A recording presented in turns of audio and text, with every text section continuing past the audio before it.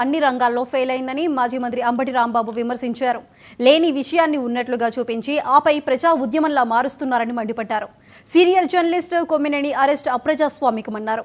గతంలో జరిగిన అంశాలను గుర్తుపెట్టుకుని కొమ్మినేని మీద చంద్రబాబు కక్ష కట్టారని ఆరోపించారు. ఛానళ్లలో జరిగే డిబేట్లకు ఆ ఛానల్ యాజమాన్యాలు బాధ్యత వహిస్తాయని ఆయన ప్రశ్నించారు. పరిపాలన చేసినటువంటి ఈ ప్రభుత్వం అన్ని రంగాల్లో ఫెయిల్ అయిపోయింది.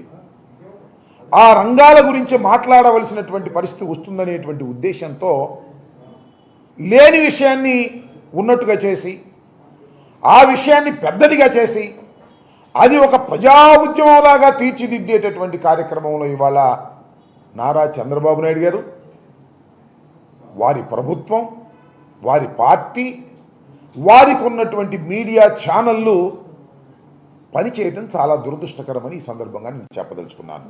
కొమ్మినేని శ్రీనివాస్ గారిని, ఒక సీనియర్ జర్నలిస్ట్ని, సాక్షిలో లైవ్ షో కండక్ట్ చేస్తున్నటువంటి కొమ్మినేని శ్రీనివాస్ గారిని ఇంటికి వెళ్ళి అరెస్ట్ చేశారు.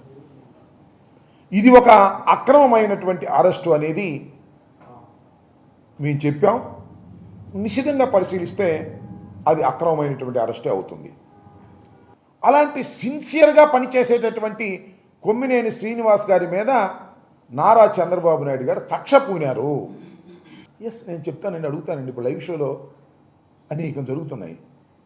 మీరు చూశారుగా, లైవ్ షోలో కొట్టుకున్నారు, లైవ్ షోలో బూతులు మాట్లాడుకున్నారు.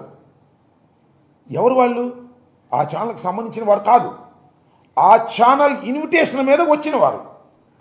టోటల్గా రాష్ట్రంలో సంవత్సరం పాటు పరిపాలన చేసినటువంటి ఈ ప్రభుత్వం అన్ని రంగాల్లో ఫెయిల్ అయిపోయింది.